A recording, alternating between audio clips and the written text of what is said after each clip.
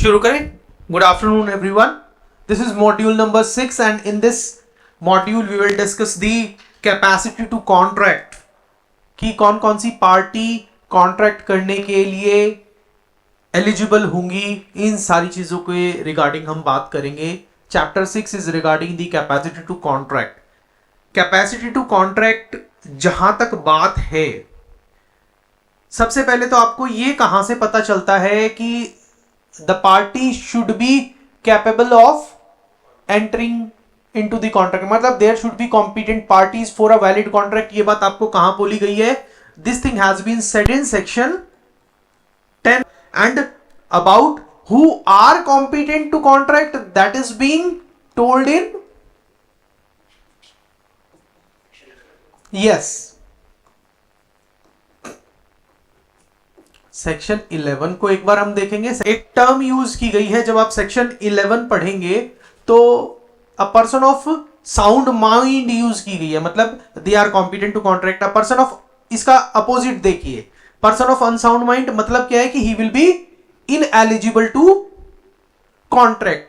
तो जो सेक्शन 12 है उसके अंदर ये बताया गया है who are person of sound mind. ठीक है, for the purpose of purpose of entering into contract.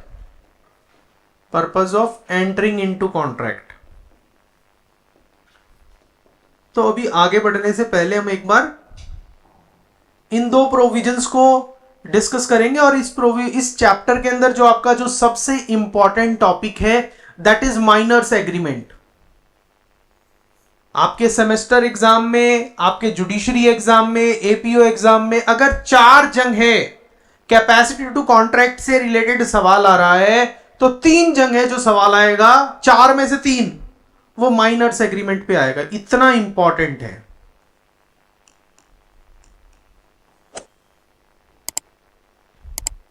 चार जंग है अगर कैपेसिटी टू कॉन्ट्रैक्ट में से कहीं सवाल आ रहा है, बड़ा सवाल, मैं छोटे सवाल की बात नहीं कर रहा, मतलब प्रीलिम्स के हिसाब से. मेंस में अगर जगह सवाल आ रहा है तो आपका 4 में से 3 जगह सिर्फ माइनर्स एग्रीमेंट पे होगा.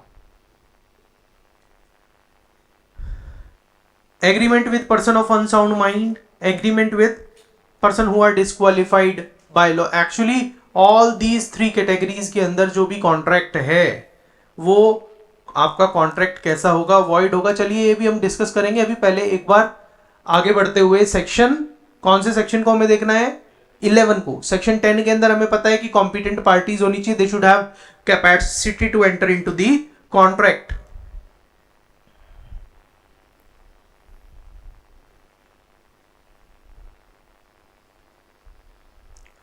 Section 11, who are competent to contract. Who are competent to contract. Every person is competent to contract who is of the age of majority according to the law to which he is subject. अब इसका क्या मतलब है? आपका क्या है? Every person कौन कौन कंपिटेंट होगा? पहला जो मेजर है, दूसरा who is of sound mind, means not of unsound mind. ठीक.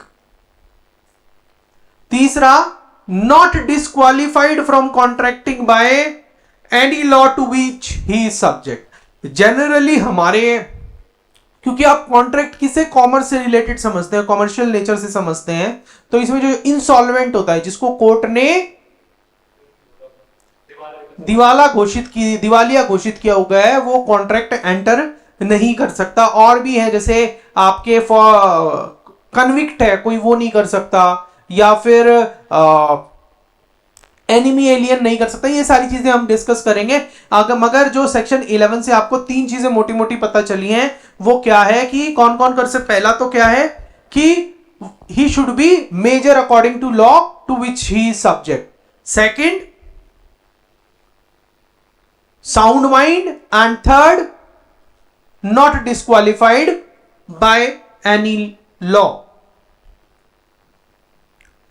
और डिस्क्वालिफिकेशन भी कैसा होना चाहिए, लॉ ने डिस्क्वालीफाई किया हो for the purpose of entering into the contract, मतलब लॉ ऐसा लॉ है जो स्पेसिफिकली ये कहता है कि these persons can not enter into the contract, तभी होगा, अदरवाइज नहीं होगा।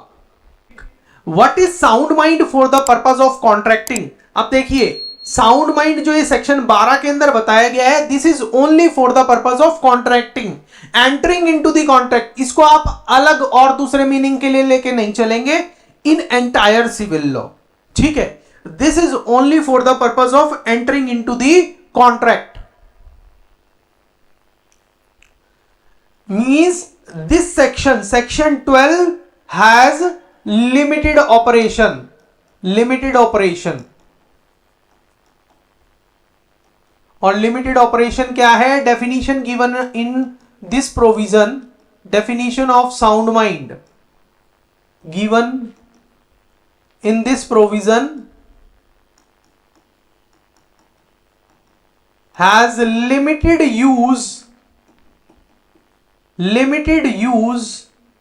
only with reference to entering into the contract, entering into the contracts and nothing more, just for the purpose of entering into the contract. A person is said to be of sound mind, एक इंसान को sound mind का कब कहा जाएगा, for the purpose of making a contract if at the time when he makes it, at the time when he makes it का मतलब at the time of entering into the contract, आप इसको कहीं ना कहीं उससे भी रिलेट कर सकते हैं आईपीसी से। उसमें क्या था कि आप जिसको एक्सेप्शन का बेनिफिट देना चाह रहे थे, उसको एक्सेप्शन का बेनिफिट कब दे रहे थे, eight the time of commission of the crime, और वहां पर क्राइम था और यहां पर हमारा जो मेन कंपोनेंट क्या है, वो कॉन्ट्रैक्ट है। तो जिस मोमेंट पे वो इंसान कॉन्ट्रैक्ट के अंदर एंटर करेंगे, उस टाइम हमने देखना है कि वेदर दे आर सेन और ऑफ साउंड माइंड और नॉट। और ये जो प्रोविजन है ये क्या बता रहा है कि साउंड माइंड क्या होगा, eight the time when he makes it he is capable of understanding it, he is capable of understanding the terms of the contract and of forming a rational judgment as to effect upon his interest, मतलब कि जो वो terms और condition है उस contract की, उसको अच्छे से समझने में सक्षम है।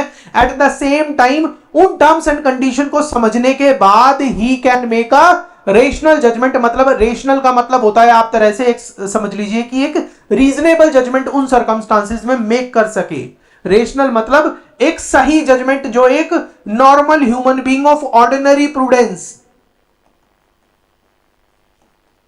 ऑर्डिनरी प्रूडेंस का कोई normal human being similar circumstances में मेक करेगा। जैसे कि आप इसको एक तरह से बोल सकते हैं, रीजनेबल मैन का कॉन्सेप्ट तो आपने सुना ही होगा लॉ के अंदर हर जगह, कि इन सर्कमस्टांसिस में रीजनेबल मैन क्या करेगा। तो वही है कि मतलब रेशनल जजमेंट एक जो दूसरा यहां पर आप टेस्ट ऑफ कौन सा अप्लाई करेंगे, टेस्ट ऑफ ऑब्जेक्टिविटी अप्लाई करेंगे। जब आप रीजनेबल प्रूडेंट मैन के टेस्ट को अप्लाई करते हैं तो इसको हम टेस्ट ऑफ ऑब्जेक्टिविटी कहते हैं, कि उन सर्कमस्टांसिस में कोई नॉर्मल ह्यूमन बीइंग किस तरीके से बिहेव करता, रीजनेबल ह्यूमन बीइंग किस तरीके से बिहेव करता, क्या कंसर्न पर्सन ने उसी तरह से बिहेव किया है, तब उसको वो बेनिफिट मिलेगा। रेशनल जजमेंट मतलब sound judgement, good judgement after understanding the terms of the contract, किसके रेफरेंस में, as to its effect upon his interest, जो उसके निहित हैं, जो उसके इंटरेस्ट हैं, उनको ध्यान में रखते हुए कि इसके ऊपर क्या इफेक्ट डालेगा, he make a sound judgement in those circumstances. A person who is usually of unsound mind but occasionally of sound mind may make a contract when he is of sound mind। अब देखिए, क्योंकि आपने अभी हमने क्या पढ़ा था इसके अंदर, when he makes it at the time of, when he makes it, this is the point to be noted। इसको मतलब आप ये बोल दीजिए कि जिस इस प्रोविजन का eight the time of entering into the contract, ठीक है। अगर कोई ऐसा इंसान है जो नॉर्मल मतलब 90% 95% पागल ही रहता है, मगर there are certain lucid intervals when he is sane, तो जब वो सही है, जब उसका दिमाग ठीक से काम कर रहा है, ही can enter into contract at those lucid intervals. A person who is usually of sound mind but occasionally of unsound mind may not make a contract when he is of unsound mind. कोई ऐसा इंसान है जो generally sound mind का रहता है मगर कभी कभी उसको दौरे पड़ जाते हैं, पागल हो जाता है, समझ नहीं होता कि क्या कर रहा है, तब उस सिचुएशन के अंदर when he is of unsound mind he will not make a contract. क्यों? अगर कॉन्ट्रैक्ट में एंटर कर दिया तो क्या हो जाएगा? सेक्शन 10, यस, सेक्शन 10 वायलेट हो जाएगा इंडियन कॉन्ट्रैक्ट एक्ट का, और वो जो आपका है वो कॉन्ट्रैक्ट नहीं हो पाएगा, rather than it will remain into a void agreement.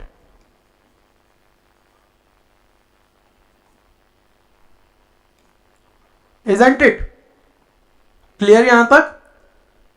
A person who is usually of sound mind but occasionally of unsound mind may not make a contract when he is of unsound mind. Illustration देखिए, a patient is in a lunatic asylum.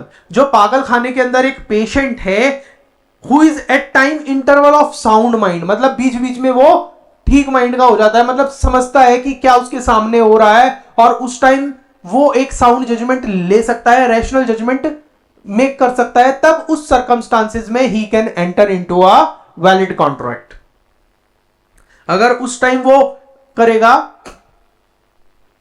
A sane man who is delirious from fever और who is drunk, एक सही इंसान है, बिल्कुल समझदार इंसान है, who is delirious from fever, मतलब बुखार की वजह से उसकी सोचने की क्षमता, समझने की क्षमता गड़बड़ा गई है, he cannot think of properly, or who is so drunk that he cannot understand the terms of a contract or form a rational judgment as to its effect upon his interest, cannot contract while such delirium or drunkenness exist. या फिर किसने इतने तरीके से शराब P ली है, इतने तरीके से नशे में है, वो बुरी तरह भंड है, एक तरह से समझ लीजिए, उस टाइम उसको पता ही नहीं कि क्या हो रहा है क्या नहीं, ऐसे सर्कमस्टांसेस में he can not be said to be of sound mind. और अगर हम उस सर्कमस्टांसेस के अंदर उसको साउंड माइंड का नहीं कहेंगे, ही cannot enter into a contract at those times.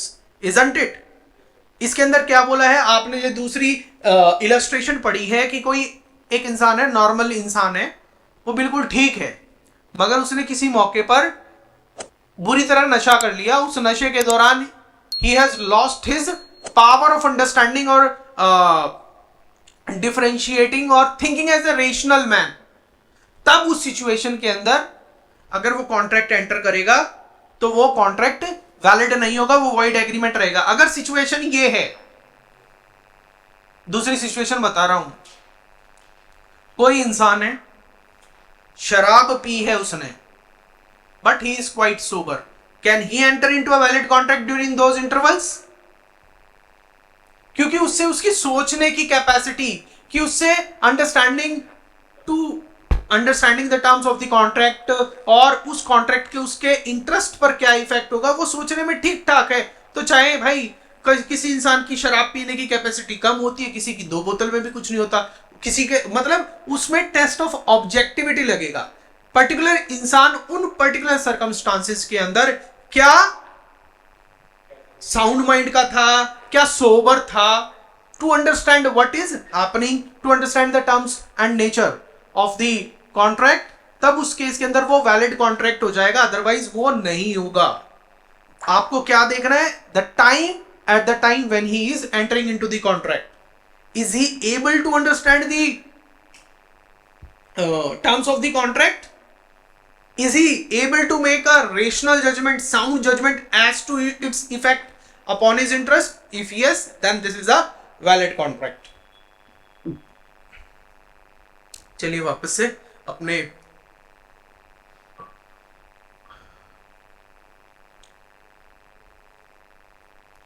अब देखिए, जो कैपेसिटी टू कॉन्ट्रैक्ट की बात थी, हमने अभी तीनों चीजें हमने डिस्कस की है, सेक्शन 10, सेक्शन 11 और सेक्शन 12 हमने अभी डिस्कस किया है.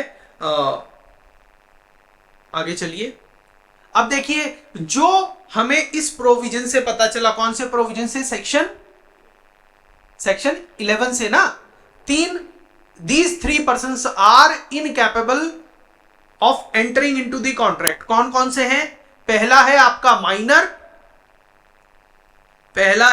माइनर, दूसरा है अनसाउंड माइंड का, और तीसरा person disqualified by law, who has been disqualified by law from entering into a contract to which he is subject, है ना ऐसा। Persons who are unable to contract,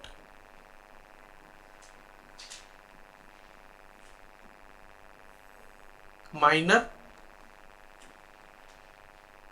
unsound mind and person disqualified by law.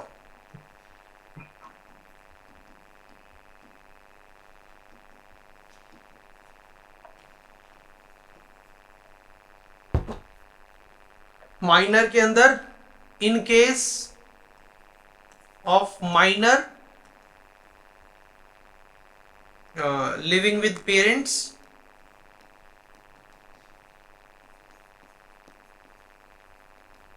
और no guardian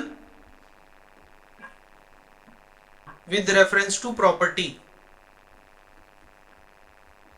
तो इस case के अंदर minor किसको, less than 18 years.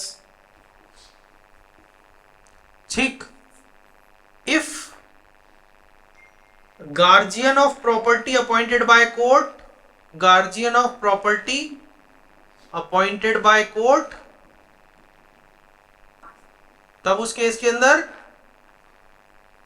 Up to 21 years. Unsound mind के अंदर कौन कौन कवर होगा आपका, lunatic, idiot, lunatic, idiot, Devashish याद है इडियट एक्सप्लेन किया था, क्या होता है इडियोसी, यस, और लुनेटिक, हाँ, yes, drunkenness and drunkenness, intoxicated, ठीक है, डेलीरियस स्टेट ऑफ माइंड, ठीक है। जो लुनेटिक होता है ये नॉट फ्रॉम बर्थ,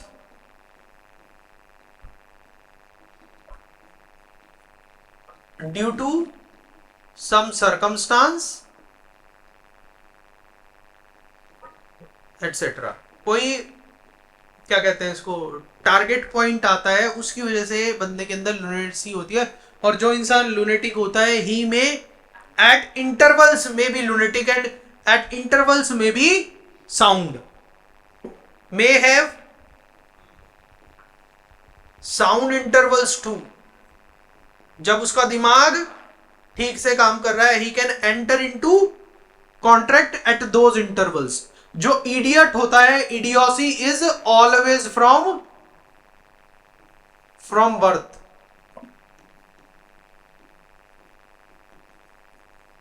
ठीक, ड्रंकननेस, अगर drunkenness means such level he understands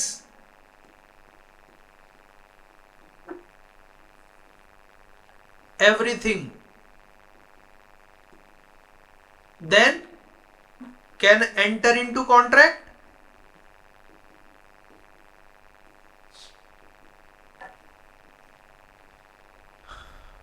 understands, understand नहीं बोलेंगे, not able to comprehend the terms and its effect on him due to drunkenness, cannot enter into valid contract। इस time पे जो agreement enter किया जाएगा वो कैसा होगा, वो वॉइड एग्रीमेंट होगा। और डेलीरियम ट्रीमेंस मतलब डेलीरियस स्टेट ऑफ माइंड है, बीमारी की वजह से, फीवर भी हो सकता है किसी इंसान को, कुछ भी हो सकता है, तब उस सिचुएशन के अंदर if he is unable to comprehend then in that case he cannot enter into a valid contract at those intervals. ठीक, अब पर्सन डिस्क्वालिफाइड बाय लॉ कौन कौन, इसकी कैटेगरी के अंदर क्या क्या आएगा आपका? Enemy alien, foreign sovereign, enemy alien, yes yes, convicts और हाँ जी yes. जहां तक कंपनीज की बात है, फर्म्स की बात है, कंपनीज और फर्म्स कुछ सिर्फ particular types of contract he enter कर सकती है। जैसे कॉन्ट्रैक्ट टू मैरी के अंदर कभी कोई कंपनी कर पाएगी क्या? नहीं कर पाएगी। और किसी भी फर्म का, किसी भी इनकॉर्पोरेशन का एक मेमोरेंडम ऑफ अंडरस्टैंडिंग होता है या उनका जो एक पार्टनरशिप डीड होता है, उसके स्फेयर के हिसाब से ही वो सिर्फ कॉन्ट्रैक्ट कर सकता है। अगर उसके परव्यू के बाहर कोई भी कॉन्ट्रैक्ट करेंगे, that would B ultra vires, enemy alien, foreign sovereign, convict and corporation, company, insolvent. ठीक है, ये सारी चीजें हैं।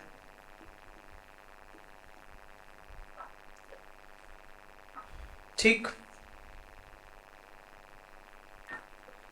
अब हम बात कर रहे हैं सबसे जो इंपॉर्टेंट टॉपिक है आपका। ये आपने फ्लो चार्ट बना लिया है? बना लीजिए 1 मिनट लेके फटाफट।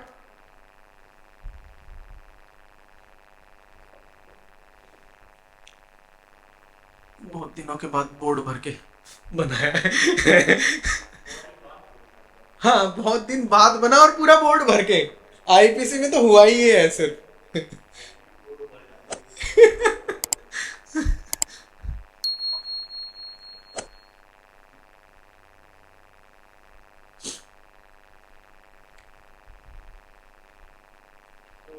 हाँ जी, हाँ जी, हाँ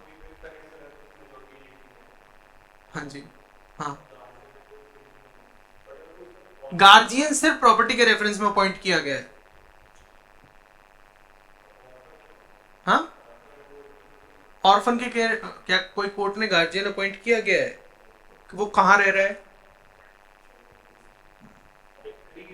हाँ, सिर्फ प्रॉपर्टी के रेफरेंस में अगर गार्जियन अपॉइंट किया गया तभी 21 किया जाएगा, नहीं तो 18 ही माना जाएगा उसको।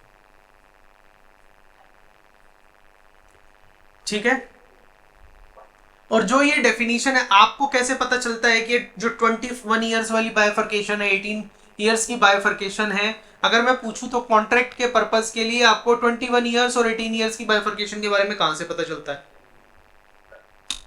इंडियन मेजोरिटी में तो बाद में जाओगे ना, पहले तो आप कॉन्ट्रैक्ट एक्ट के हिसाब से बताओगे ना, सेक्शन 11 के हिसाब से लिखा है ना, he is major according to law to which he is subject, to which he is subject, ये मैं बताता। और इसको रीड आउट करने के लिए हम section 3 of Indian majority act के अंदर जाते हैं। ठीक है, section 11 red, section 11 of Indian contract act read with section 3 of the Indian majority act, section 3 of the Indian majority act.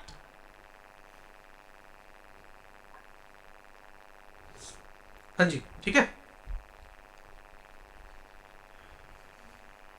हटा दो इसे।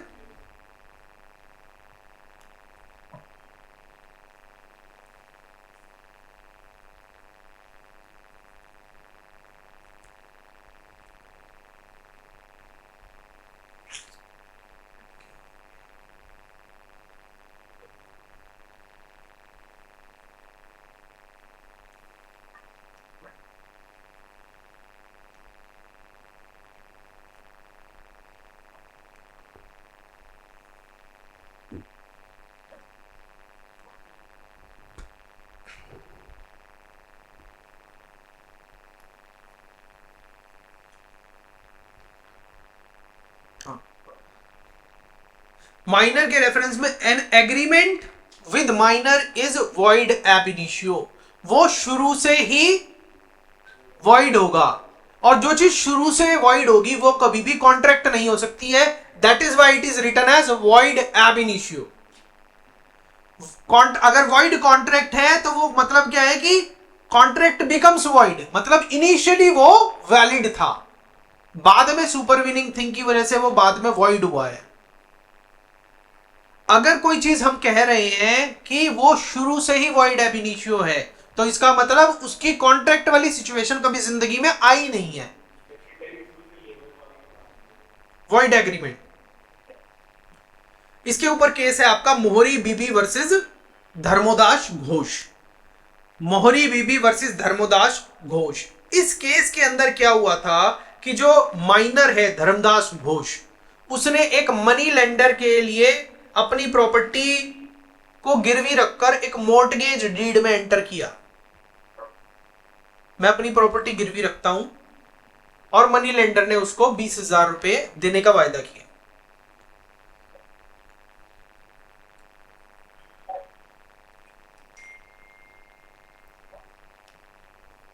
माइनर था यहां पर धर्मदास घोष, ठीक है।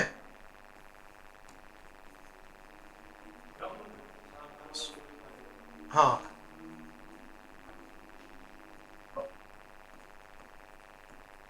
ठीक। He enters into a agreement ही बोल दीजिए क्योंकि ये तो बाद में होना ही है। Agreement of pledge, sorry mortgage, mortgage of property to a lender for 20,000 rupees, ठीक है। 20,000 रुपए के लिए अपनी प्रॉपर्टी गिरवी रख के मॉर्टगेज एंटर करा लिया, ठीक। लेंडर ने बाद में इसको सिर्फ 8,000 रुपए ही दिए मॉर्टगेज के लिए,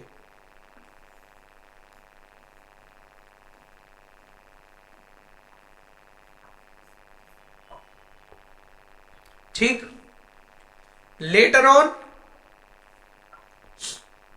8,000 रुपए दिए तो उसके बाद फिर धर्मदास घोष ने मॉर्टगेज का एग्रीमेंट मान लीजिए, कॉन्ट्रैक्ट मान लीजिए अपनी तरफ से, जैसी उसकी समझ थी, he executed that in favour of the lender. Subsequently क्या हुआ, minor should for discharge of the mortgage, mortgage बंद करने के लिए, खत्म करने के लिए माइनर को ने शू किया। तब ये मैटर आपका प्रीवी काउंसिल के सामने आया। 1903 कलकत्ता हाईकोर्ट का ये ओरिजिनल केस था, 1903 कलकत्ता हाईकोर्ट। फिर बाद में ये प्रीवी काउंसिल के अंदर चला गया था मैटर, ठीक है।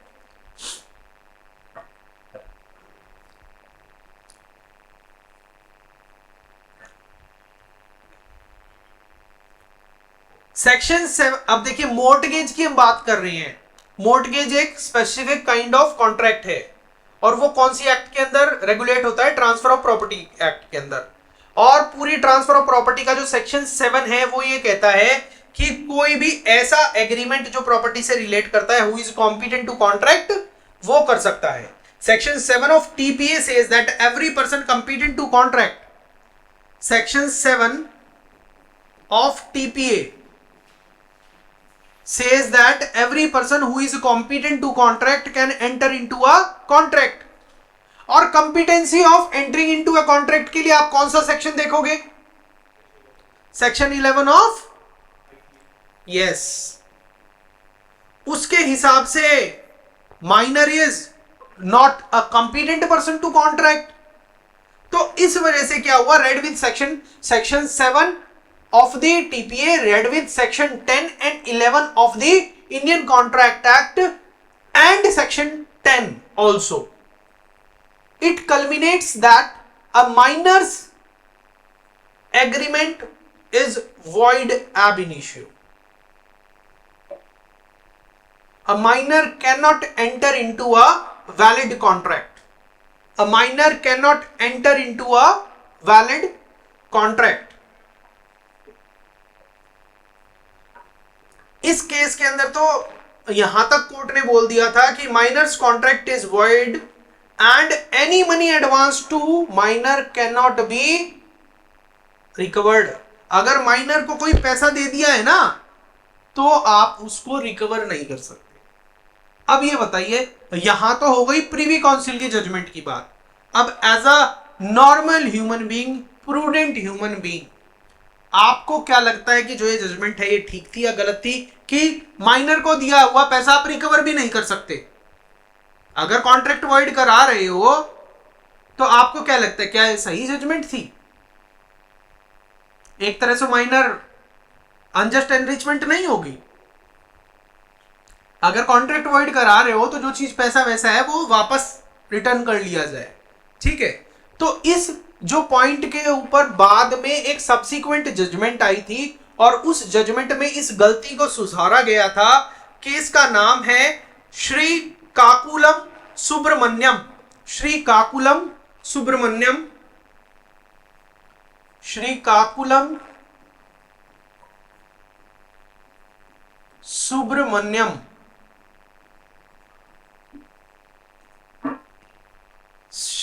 श्री काकुलम सुब्रमण्यम वर्सेस पूरा सुब्बा राव,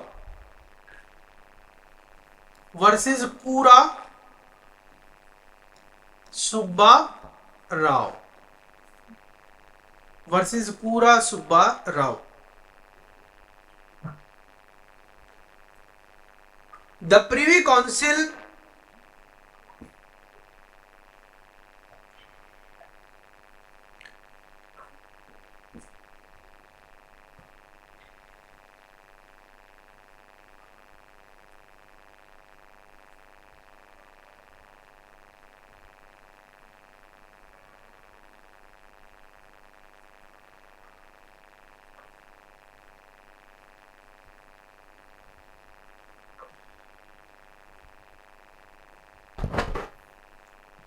और जो बात आप माइनर से रिकवर नहीं कर सकते, अभी इस वाले पॉइंट को,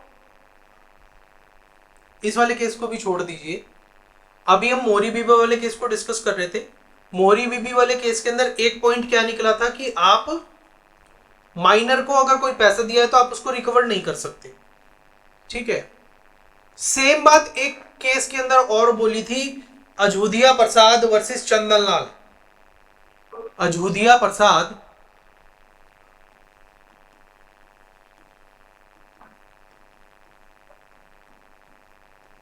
चंदनलाल, हाँ जी। मगर इस पॉइंट को चेंज कर दिया गया था खानगुल, खानगुल वर्सेस लखा सिंह।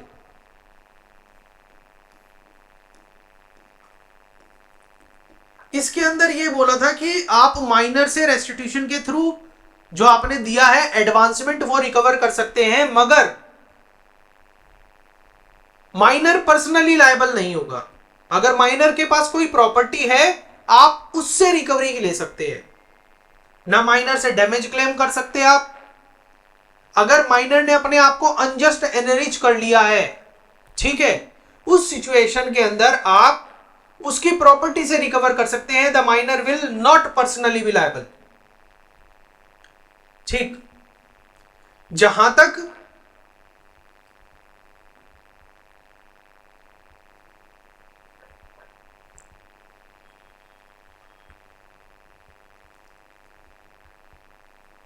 मोहरी बीबी केस की बात है, मोहरी बीबी केस के अंदर एक बात और कोर्ट ने बोली थी कि it will be completely immaterial whether the father signs on behalf of the minor और gives an undertaking that minor would act और perform the contract.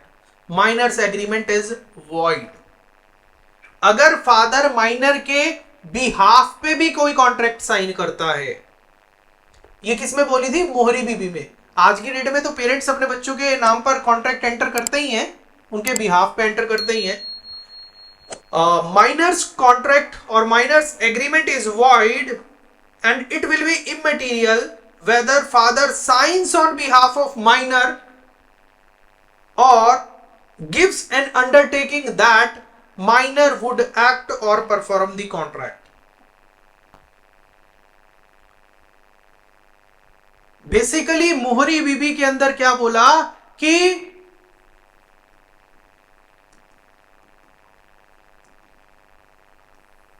even a guardian cannot enter into contract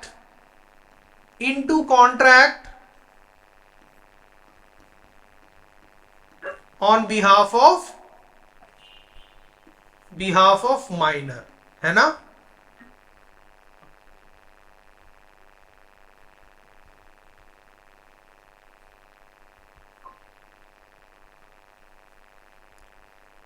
अब आता है ये आपका judgement, Shri Kakulam Subramaniam versus पूरा Subba Rao. Shri काकुलम Subramaniam versus Pura Subba Rao. In this case, the Mohri Bibi judgment was modified to certain extent, and it was laid down that it was within the powers of, it is within the powers of mother of a minor as a guardian to enter into a contract. It would be lawful for the mother of a minor as a guardian to enter into a contract for the sale of property for the purpose of his father's debts. Contract of sale of property for the purpose of discharging his father's debt. मतलब जो माँ है वो बच्चे के behalf पे, minor के behalf पे कॉन्ट्रैक्ट एंटर कर सकती है अगर उस एग्रीमेंट का पर्पस, उस कॉन्ट्रैक्ट का पर्पस फादर के कर्जे को चुकाना है। तो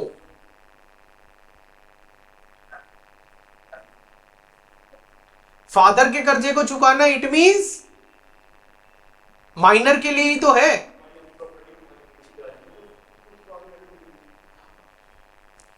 नहीं, अपने फादर का कर्ज चुकाने के लिए। बेसिकली आपने पायस ऑब्लिगेशन का, जैसे खैर पायस ऑब्लिगेशन तो खैर अब इंडिया से डॉक्ट्रिन ऑफ पायस ऑब्लिगेशन का नाम सुना है वैसे? वो हम Hindu adoption and maintenance act पढ़ेंगे तो उसमें आएगा, ठीक है, गार्जियनशिप अर्ली एक्ट के अंदर भी। उस चीज को छोड़ दीजिए, अभी वहां का रेफरेंस नहीं है। बेसिकली क्या है कि आप माइनर के रेफरेंस में ही तो एक्ट कर रहे हैं ताकि उसके परिवार का कर्ज कम हो। तो इस केस के अंदर कोर्ट ने ये बोला कि अगर कोई भी कॉन्ट्रैक्ट माइनर के बेनिफिट के लिए एंटर किया जा रहा है, that would be a valid contract. If any contract is entered into on behalf of minor by the guardian of the minor, then it will be deemed as a valid contract. ये बात कौन से case के अंदर बोली गई थी? Shri Kakulam Subramaniam versus पूरा सुब्बा राव। मोरी बीबी में तो सब कुछ क्लियरली बोल दिया था, ना माइनर करेगा, ना माइनर के बिहाफ पे गार्जियन कर सकता, ठीक है, ना माइनर से आप रिकवरी ले सकते। जबकि खानगुल के अंदर बोल दिया था कि माइनर से आप रिकवरी ले सकते हैं as far as property is concern.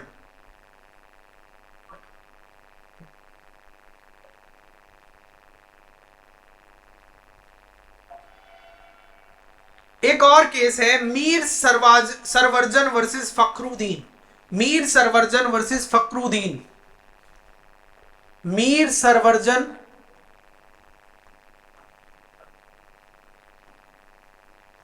Versus Fakhruddin. Mir Sarwarjan versus Fakhruddin. इस केस के अंदर कोर्ट ने यह बोला कि जो माइनर के बिहाफ पे जो कॉन्ट्रैक्ट एंटर किया गया है गार्जियन के द्वारा, that can not be enforced personally neither against the guardian nor against the minor. Any contract entered on behalf of minor by the guardian cannot be enforced personally either against the guardian or minor। मतलब ना personally guardian के against enforce करा सकते, ना minor के against. Minor के against किया जा सकता है with reference to his property, और वो रेस्टिट्यूशन पर्पस के लिए किया जा सकता है। और जब भी कोई गार्जियन माइनर के बिहाफ पे कॉन्ट्रैक्ट एंटर करेगा, it would be seen whether it was with in the purview of the guardian's power to enter into the contract on behalf of the minor or not।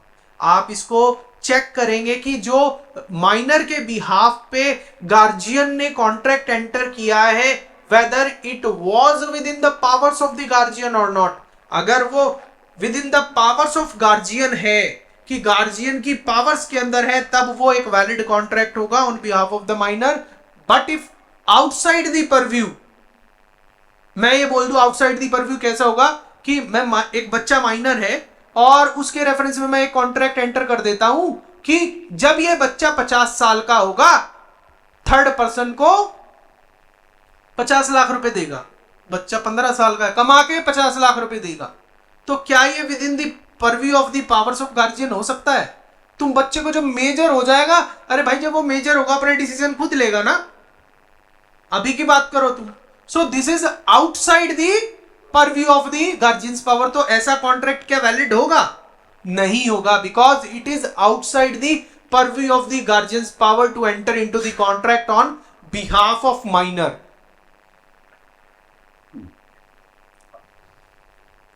enter into the contract on behalf of minor।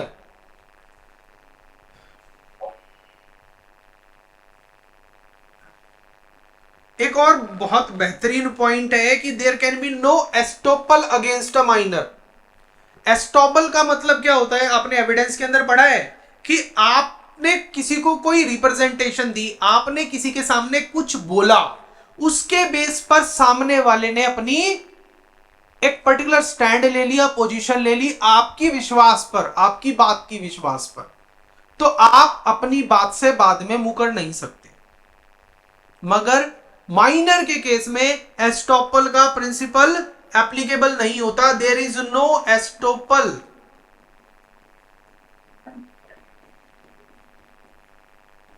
Against minor. इसका मतलब क्या है कि अगर minor ने कोई miss representation करके किसी को झूठ बोल के सामने वाले से कोई बेनिफिट ले लिया कॉन्ट्रैक्ट के अंदर, तो बाद में आप उस बच्चे के खिलाफ, माइनर के खिलाफ एस्टोपल एनफोर्स करा के अपनी प्रॉपर्टी को भी रिकवर नहीं कर सकते।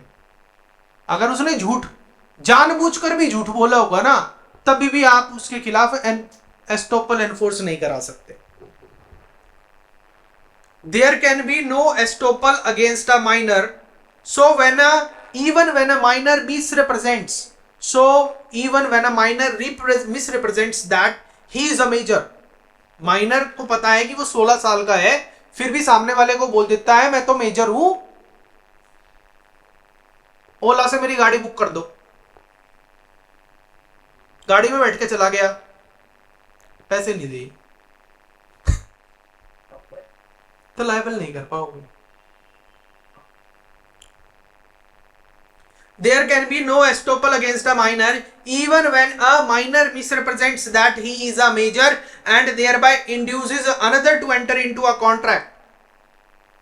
अब देखिए, आज की डेट में जो ये माइनर की नॉन लाइबिलिटी के रेफरेंस में आपने ये देखा होगा कि कई बार सोशल मीडिया पे, वैसे फेसबुक पे अकाउंट बनाने की एज कितनी है? 13 ईयर्स की है। इंस्टाग्राम पे 13 ईयर्स की है। आज की डेट में छोटे छोटे बच्चे जो कल पैदा हुए हैं उनके नाम के अकाउंट है। अकाउंट कौन बना रहा है? माँ बाप बना रहे हैं। अगर 6 महीने के बच्चे का बना रहे हैं, बच्चे के नाम से बना रहे हैं, तो उन्होंने क्या लिखा हुआ? सपोज करो, चलो ये तो पेरेंट्स ने बनाया, अगर यही बच्चा 9-10 साल का है, आज की डेट में बच्चा 2-3 साल के बाद मोबाइल में ऐसे फटफट खेलता है, हमें तो पता भी नहीं क्या क्या खेल रहा है। 9-10 साल में वो अपना इंस्टाग्राम अकाउंट बना लेता है, फेसबुक अकाउंट बना लेता है, मगर एज पर दी पॉलिसी क्या है? 13 साल होनी चाहिए। तो ही इज मिसरिप्रेजेंटिंग द फैक्ट। आप एनफोर्स तो नहीं करा सकते उसके खिलाफ। Even when a minor misrepresents that he is a major and thereby induces another person to enter into a contract, it cannot be enforced against the minor as he is not stopped from setting up his minority as a defense। क्योंकि stopped मतलब होता है किसी को रोकना, changing the position, ESTOPPED, estoppel से बना है। stopped from setting up his minority as a defense, however he will be compelled to make restitution of things।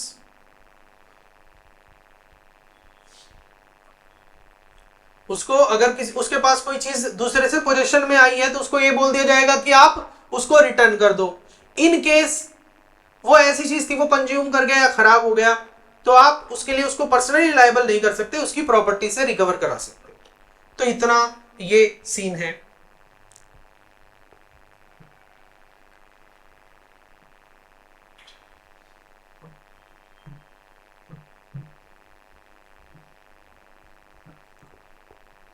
Section 33 of specific relief act एक बहुत बेहतरीन बात करता है। मीर सरवर्जन हो गया, अजोदिया प्रसाद हो गया,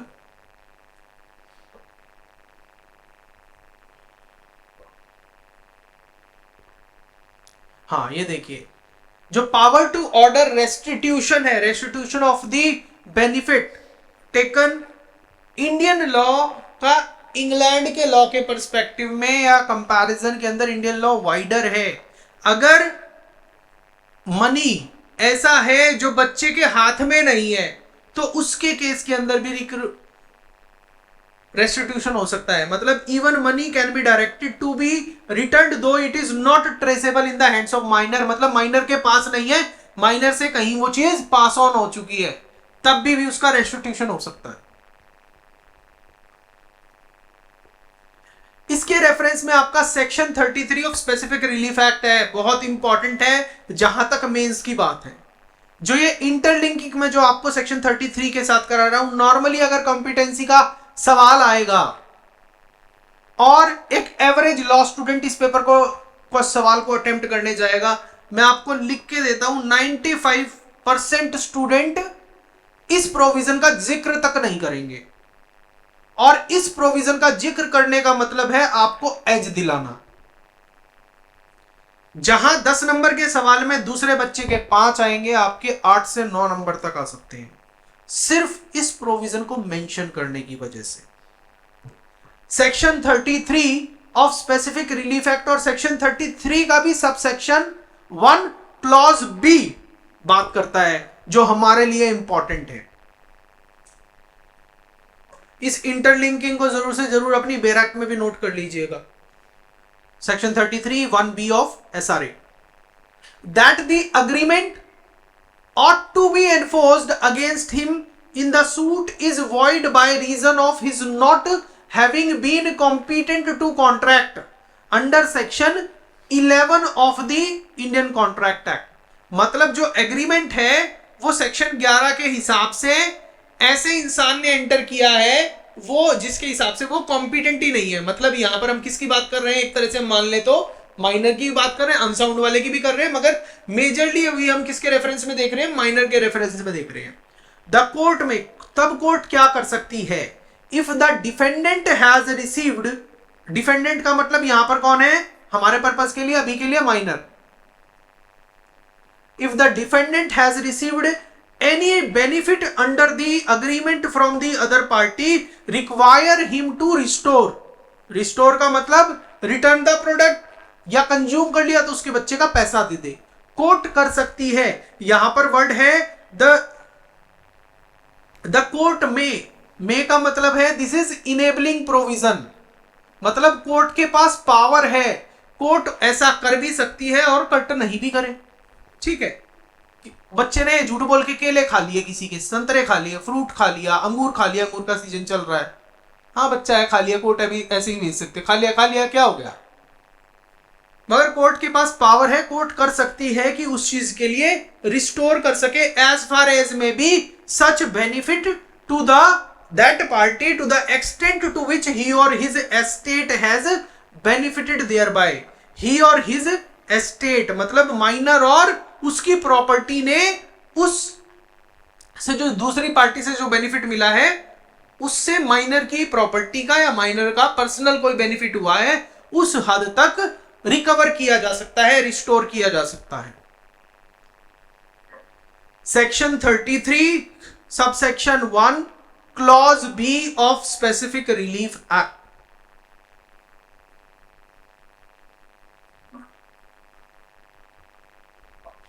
ये समझ आए क्या कहना चाह रहा है? हाँ हाँ,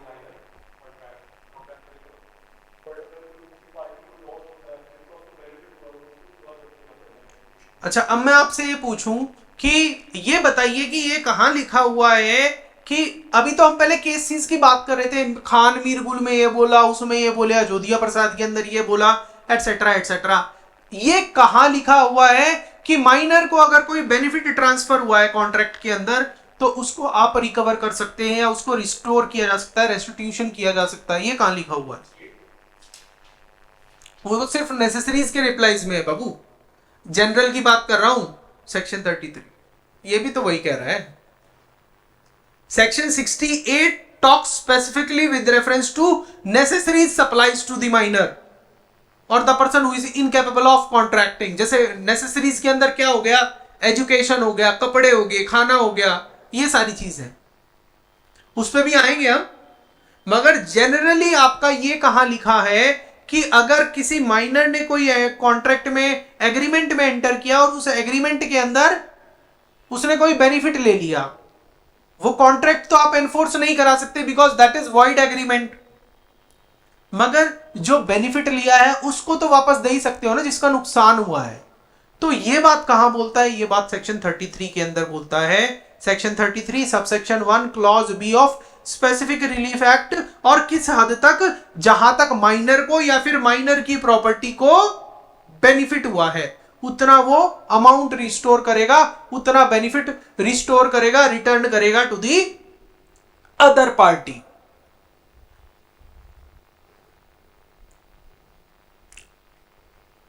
क्लियर?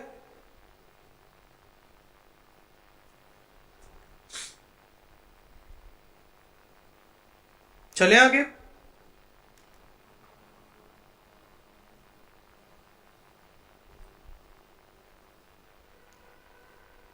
अब देखिए बहुत सारे पॉइंट्स आएंगे।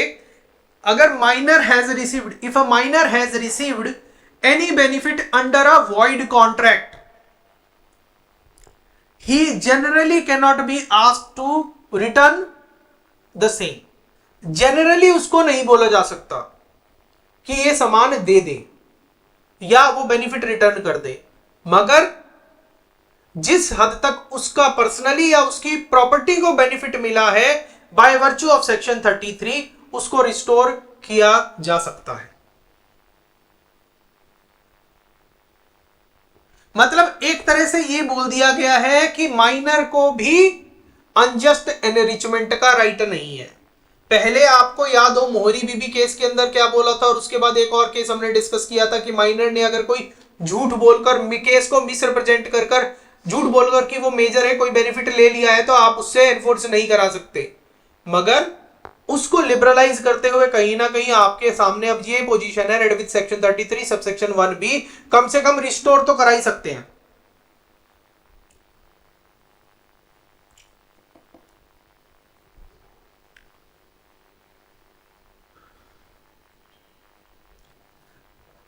रेस्टिट्यूशन की बात है ओनली फ्रॉम दी प्रॉपर्टी, और इसके रेफरेंस में आपका केस है खानगुल वर्सेस लखा सिंह। खानगुल वर्सेस लखा सिंह।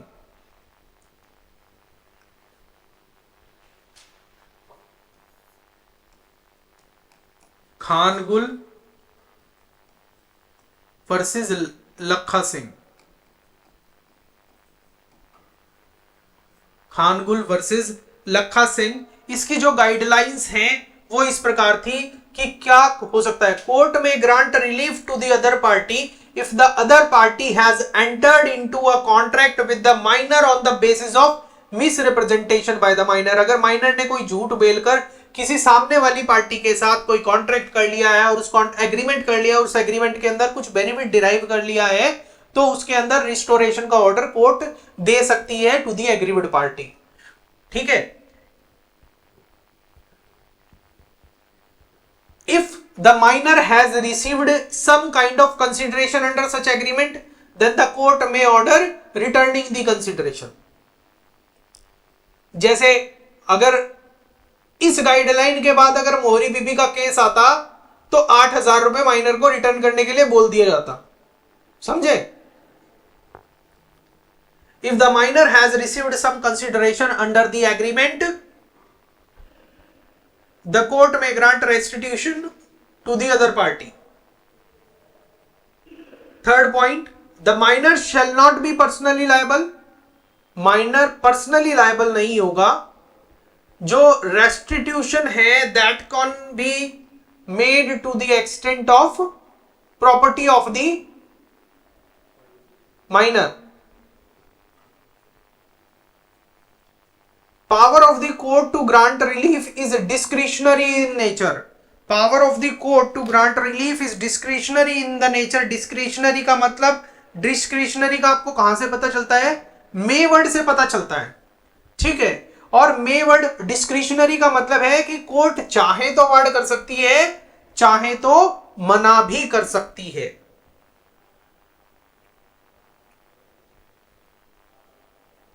एक जो सबसे बड़ी बात कोर्ट ने इस केस के अंदर बोली वो ये बोली कि the court will definitely refuse the relief to the aggrieved party if the aggrieved party at the time of entering into the contract knew that he is entering into a contract with the minor।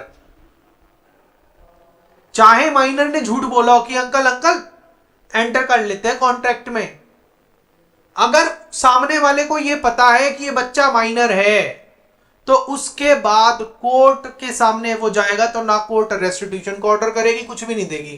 भाई तुमने तो पता था ना कि तुम एक minor के साथ एग्रीमेंट कर रहे हो तो तुम्हें कोई भी बेनिफिट नहीं दिया जाना चाहिए। You know that you were entering into a contract with a minor, then in that case you cannot be given any benefit under the law।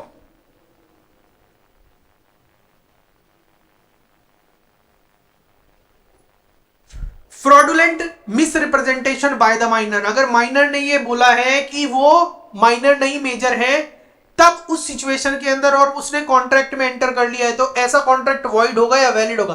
Fact क्या है? वो माइनर है ना, minors contract is always void. चाहे उसने झूठ भी बोला है और एग्रीमेंट के अंदर एंटर किया है, ये वैलिड नहीं कर देती कॉन्ट्रैक्ट की। द कॉन्ट्रैक्ट और the agreement still remains void. A minor with the consent of all the partners be admitted to the benefits of an existing partnership। अब देखिए माइनर है वो कभी भी, अब पार्टनरशिप क्या है? पार्टनरशिप भी एक तरह का एग्रीमेंट है, agreement between the partners to share the profits out of a business, ठीक है। सेक्शन बेयर एक्ट के हिसाब से पार्टनरशिप एक्ट के अंदर एक प्रोविजन है अराउंड सेक्शन 30 है, benefit admitted to the benefits of the partnership. I think section 30 के अराउंड होना चाहिए, ठीक है। अब इसका मतलब क्या है कि minor admitted to the benefits of the partnership.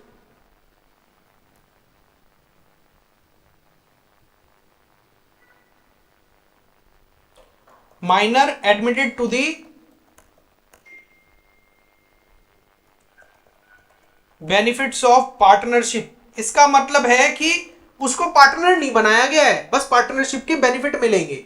In case अगर पार्टनरशिप कंपनी का कोई फर्म का कोई लॉस होता है तो माइनर से रिकवर भी नहीं किया जाएगा। He is just admitted to the enjoying the benefits of the partnership, ठीक है। सेक्शन 30 है वो, minor admitted to the benefits of the partnership के रेफरेंस में जो आपका इंडियन पार्टनरशिप एक्ट का प्रोविजन है, section 30 of partnership act.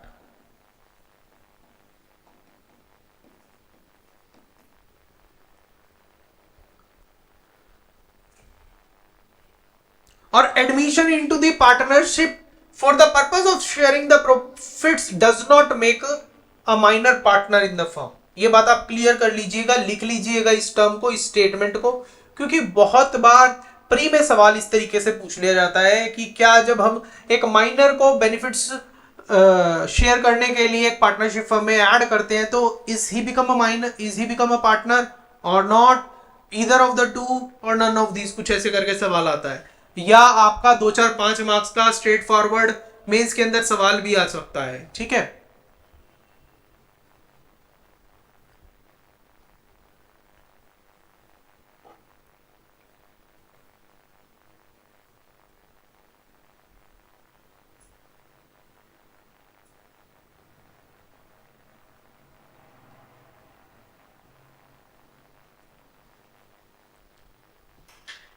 Contracts entered into by minors are void ab initio, no question of specific performance। क्योंकि जो agreement है minor के वो स्टार्टिंग से ही वॉइड है, तो ऐसे सवाल, ऐसे एग्रीमेंट को आप स्पेसिफिक परफॉर्मेंस के बारे में भूल जाइए। स्पेसिफिक परफॉर्मेंस की मतलब, स्पेसिफिक परफॉर्मेंस क्या होता है कि दो पार्टीज के बीच में कॉन्ट्रैक्ट हुआ, उसमें से एक पार्टीज ने डिफॉल्ट कर दिया कि मतलब मैं कॉन्ट्रैक्ट पूरा नहीं करूंगा, ठीक है, मतलब अपनी टर्म्स ऑफ द कॉन्ट्रैक्ट को वो ब्रीच कर रहा है, तो स्पेसिफिक रिलीफ एक्ट ये इंश्योर करेगी कि वो पार्टी जो अपना कॉन्ट्रैक्ट फुलफिल नहीं कर रही है वो फुलफिल करेगी। कब?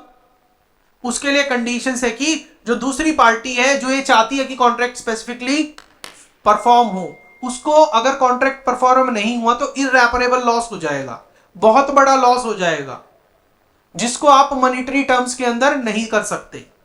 अदरवाइज तो अगर कोई ब्रीच ऑफ कॉन्ट्रैक्ट करता है तो नॉर्मल केसेस के अंदर क्या होता है कि आप डैमेजेस दे दीजिए, पैसे दे दीजिए, लिक्विडेटेड डैमेजेस दे दीजिए। मगर कंडीशन है, कुछ केसेस ऐसे होते हैं जहां पर पार्टी यही चाहती है कि मेरा कॉन्ट्रैक्ट ही स्पेसिफिकली एनफोर्स्ड हो, अदरवाइज मेरे को इररेपरेबल लॉस हो जाएगा। अब देखिए माइनर का जो एग्रीमेंट है जो स्टार्टिंग से ही वॉइड है, तो आप उसके स्पेसिफिक परफॉर्मेंस का सवाल ही नहीं उठता है, तो आप स्पेसिफिक परफॉर्मेंस तो कभी भी माइनर के कॉन्ट्रैक्ट एग्रीमेंट की कभी भी हो ही नहीं सकती। स्पेसिफिक परफॉर्मेंस कौन से कॉन्ट्रैक्ट की होगी? जो वैलिड होगा।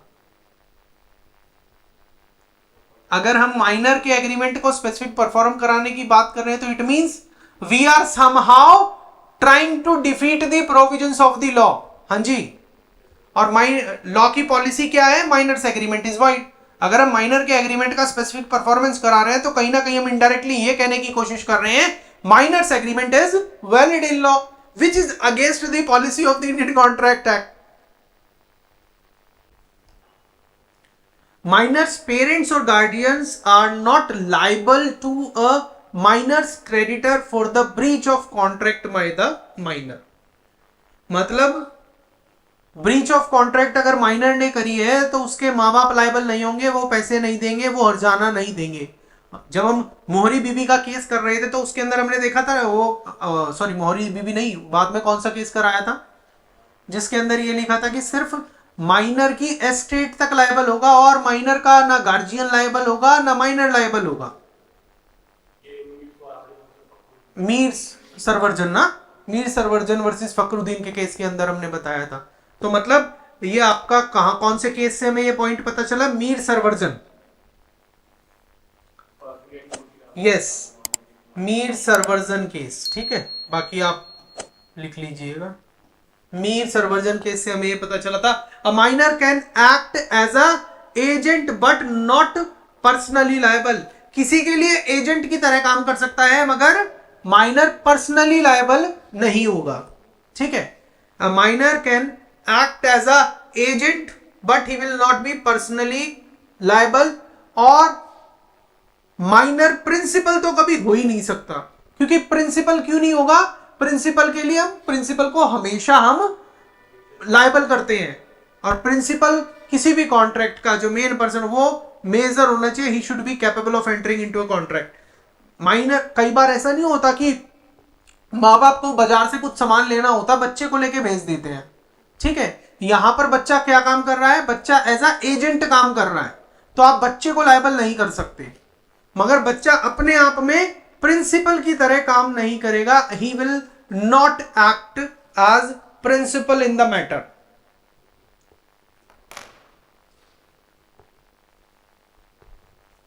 अ minor can not become shareholder of a company. Minor कभी भी किसी कंपनी का शेयर होल्डर नहीं बन सकता, क्योंकि शेयर होल्डर बनने के लिए आपको अगेन मेजर होना पड़ेगा 18 ईयर्स, या फिर जो आप जिस लॉ के अंतर्गत आप एप्लीकेबल है उस हिसाब से आप मेजर होने चाहिए। ठीक, a minor can not be adjudicated as insolvent. Minor को कभी भी दिवालिया घोषित नहीं किया जा सकता। A minor can not be declared as an insolvent. A minor can not be declared as an insolvent. Minor can enter into contracts of apprenticeship, services and education etcetera. Traineeship के कॉन्ट्रैक्ट के अंदर enter कर सकता है। This is the exception of minor's agreement. Services लेने के लिए, नाई की दुकान पे गया कटिंग करवाने के लिए, एजुकेशन के लिए, ट्यूशन पढ़ने चला गया मास्टर साहब के पास। So in such kind of agreements a minor can enter into. Master ji के पास ट्यूशन पढ़ने गया, पैसे नहीं दिए, पर्सनली लायबल नहीं कर सकते, मगर वो कॉन्ट्रैक्ट में एंटर कर सकता है, कॉन्ट्रैक्ट वैलिड होगा उसका, but that can not be enforced against the minor personally.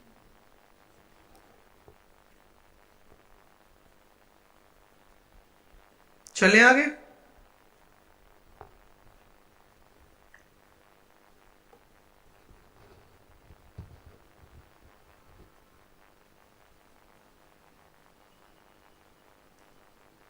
जो ये आपका लास्ट पॉइंट है, अपेरेंटशिप, सर्विसेज और एजुकेशन, ये वाले कॉन्ट्रैक्ट को हमने अलाउ क्यों किया है?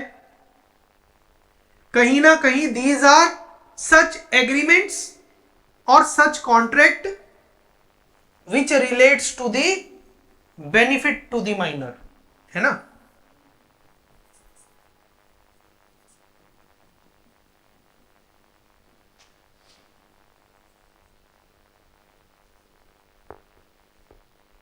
These contracts or agreements are allowed because it generates benefit to the minor.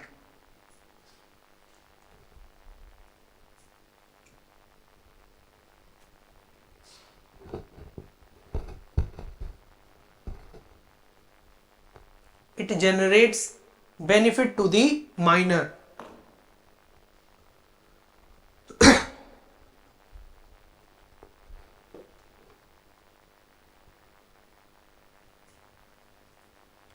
It generates benefit to the minor.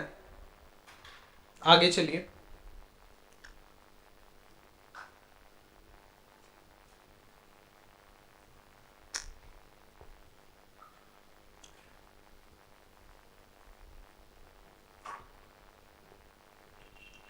अब देखिए हम बात करेंगे माइनर्स लाइबिलिटी और minor as a contracting party in case of contracts of guarantee and surety. Guarantee and surety, अच्छा आप ये बताइए, बिना अपना दिमाग पे ज्यादा जोर बिना लगाए, ऐसा कॉन्ट्रैक्ट है जिसके अंदर कोई थर्ड पर्सन ये कहता है कि माइनर ने अगर इस एग्रीमेंट के अंदर डिफॉल्ट किया तो इसका हर्जाना मैं भरूंगा,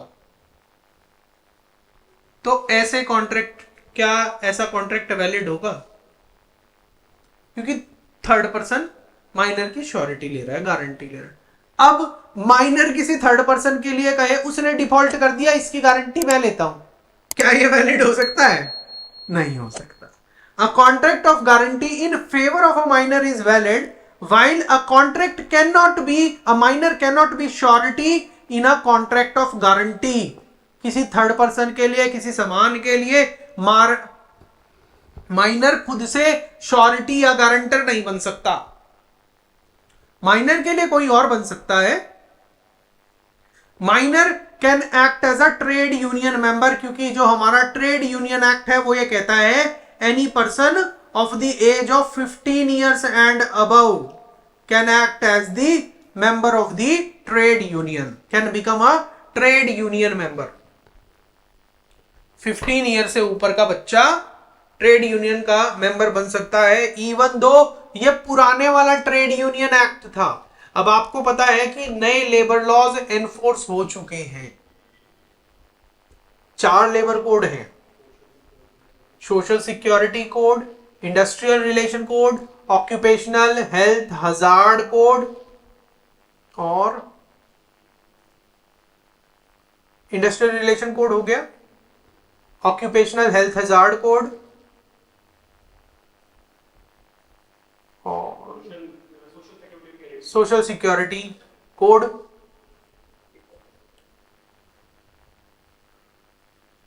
ऑक्यूपेशनल हेल्थ हजार्ड हो गया,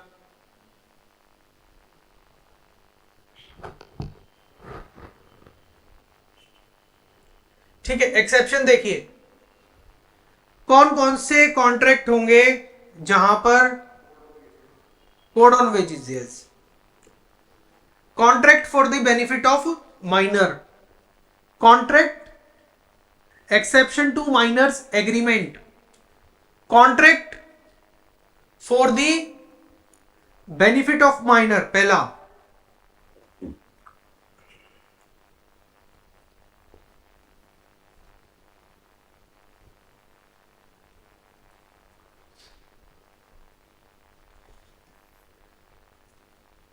contract for benefit of minor,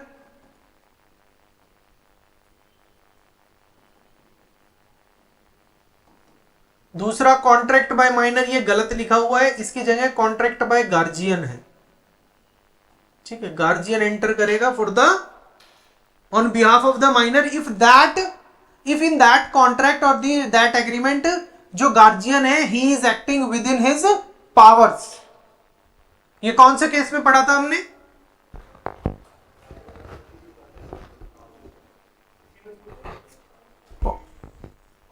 mean Fakhruddin,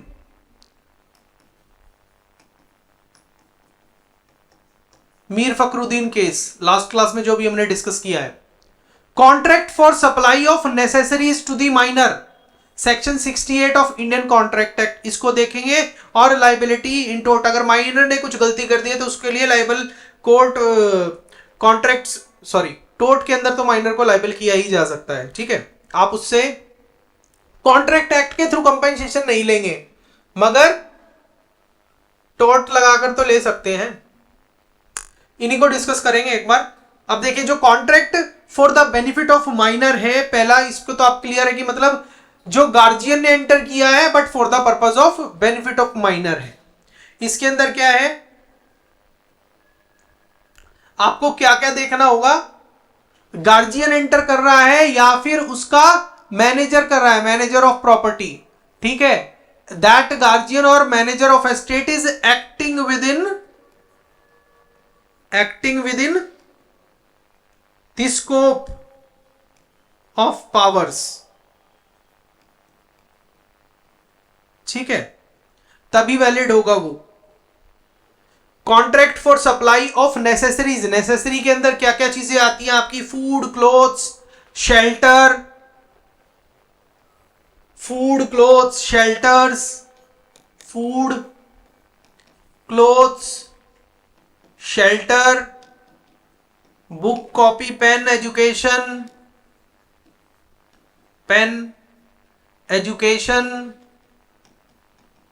medical support,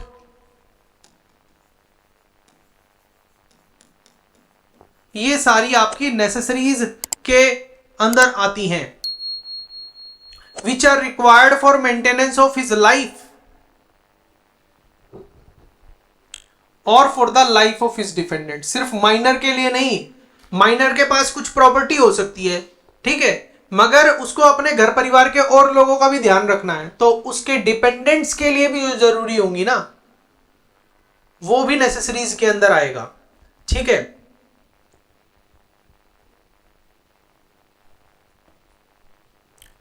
instruction इन, जैसे स्कूल एजुकेशन के लिए या फिर रिलीजियस पर्पसेस पे जाके जो चढ़ावा वगैरह देता है जो जरूरी हो, वो सारी चीजें भी। Funeral expenses of his deceased family member or will come into the category of necessaries. Funeral expenses of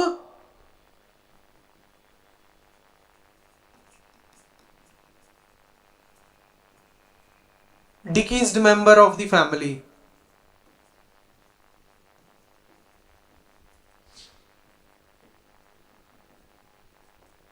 funeral expenses of deceased member of the family।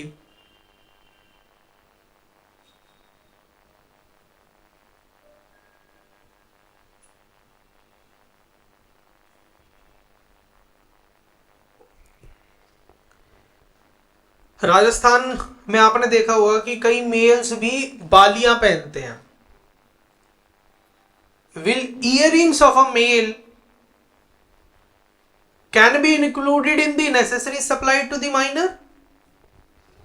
भाई कॉस्ट तो कुछ भी हो सकती है ना, कॉस्ट सोने की है तो उसकी तो कॉस्टिंग तो अच्छी होगी ना, तो आप उसको नेसेसरीज के अंदर मानोगे। वहीं अगर लड़की होती तो बोल देते, but as far as male के कंसर्न के केस के अंदर earrings will not amount to necessaries. अंधे आदमी के लिए चश्मा will it amount to necessary? नहीं। That will not be covered under the term necessaries. कुत्ता पालना है मेरे को, जरूरी है? नहीं है। Section 68 claim for necessary supply to person incapable of contracting और ऑन हिज बिहाफ। इसके लिए हमें section 68 of Indian contract act देखना है। अभी हम इसको पूरा नहीं पढ़ेंगे सेक्शन 68 को, जब हम क्वाज़ी कॉन्ट्रैक्ट पढ़ेंगे तब डिटेल में पढ़ेंगे, बट एक बार ब्रॉड अंडरस्टैंडिंग ले लेते हैं।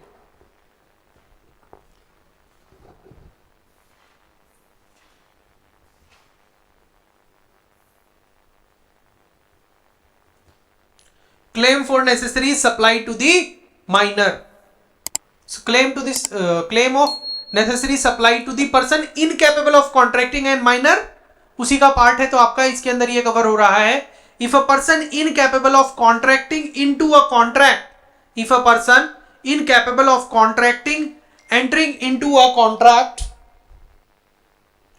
or anyone whom he is legally bound to support, anyone whom he is legally bound to support। Minor के केस के अंदर माइनर के डिपेंडेंट मतलब, और उस केस के अंदर माइनर के पास प्रॉपर्टी होनी चाहिए, ठीक है।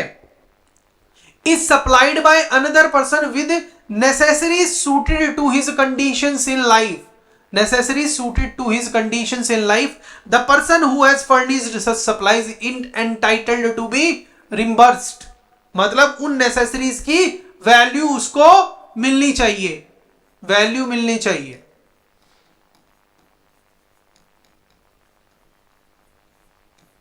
From the property of such incapable person. अब देखिए, एक बात हमने एक केस के अंदर पढ़ी थी कि माइनर की जो लाइबिलिटी होगी उसकी पर्सनल लाइबिलिटी नहीं होगी, to the extent of his estate और प्रॉपर्टी लाइबिलिटी होगी। ये आपको कहां से पता चल रही है? This is also from section 68, from the property of incapable person. मगर ये किसके रेफरेंस में है? सिर्फ नेसेसरीज के रेफरेंस में। आपको ये ध्यान रखना है कि उस इंसान के पास जितनी प्रॉपर्टी है, उस माइनर के पास जितनी प्रॉपर्टी है, उसके हिसाब से वो रिकवर की जा सकती है, ठीक है। A supplies B a lunatic with necessary suitable to his conditions in life, A is entitled to reimbursement from B's property. वापस से चलते हैं, समझ आ गया आपको सेक्शन 68 का मोटा मोटा? चलिए